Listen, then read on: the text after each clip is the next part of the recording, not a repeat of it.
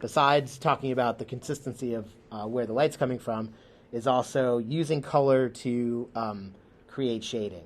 So I would recommend colored pencil for this, and have a couple different tones of the colors that you're considering. So right now I'm just gonna do the can. I've got a couple different greens, a dark and a light. I've got a blue and I've got a gray. So I can use those different colors to color the object, but I can also use them to create tone, and dark tone and light tone. And the trick with colored pencils is to not apply too much pressure, is to go very, very lightly with it so that you can then blend colors together. Now, I do have pencil drawing on this, or pencil shading on this, which I probably didn't want to have. I probably should not have the pencil shading there and should just use the colored pencils, but I wanted to use the drawings that we were familiar with from last time. So, light green, and then in the core shadow area, I can then apply a dark green, and I can start to blend these tones together.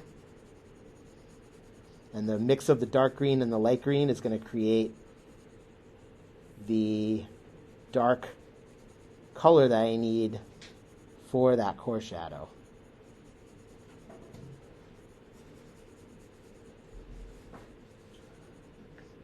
And then I can even use some darker colors if I want as well. So I've got a blue now, and so I can work in the blue a little bit.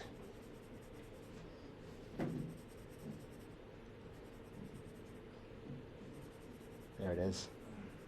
In the darkest part of the core shadow, I can work in a blue. And I can even work in some gray if I want to, maybe in the mid-tone. That'd be a good place to add some gray. And the more colors that you integrate, the more rich that tone will be, the more varied the shaded part will be from the rest of the container. All right, so then here I'm going to go very lightly back with my light green and continue to fade this into the highlight area of the can, but I'm not going to go all the way across because I want the highlight to really show up strongly on the container like that.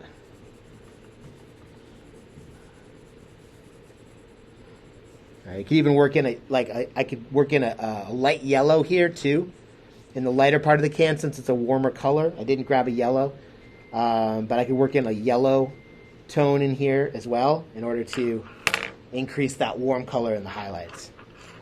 All right, and you can see that now it's starting to really take on the look of like a smooth, shiny, like cylindrical can. And I did it using color instead of just using pencil, and adds another dimension to it, and it gives you the benefit of a more interesting looking object. We've also got these blender pencils over there, which you guys may have used a little bit in the beginning of the year. Those are these colorless blenders. Unfortunately, there's not as many as there used to be. Some of them seem to have disappeared. So there's not enough for everybody, but there are about, I think, 10 or 12 of them over there. They're in a white box on that table. And in that same box, you'll also find the hand sharpeners that you can use to sharpen any of the colored pencils and the blending pencils. Remember not to use the electric sharpener with any of these because it'll damage the sharpener and also break your pencil. But the colorless blender can then be used to smooth together, especially if you've used multiple tones, multiple colored pencil tones. And it's going to be hard to see on the camera, but what it does is it smooths together all these marks and makes for a little bit darker and a little bit more consistent of a color once you've applied the colored pencil. And it's always good to do some tests with this. Try it out on one of your practice sketches to see how it goes before you move into your final drawing.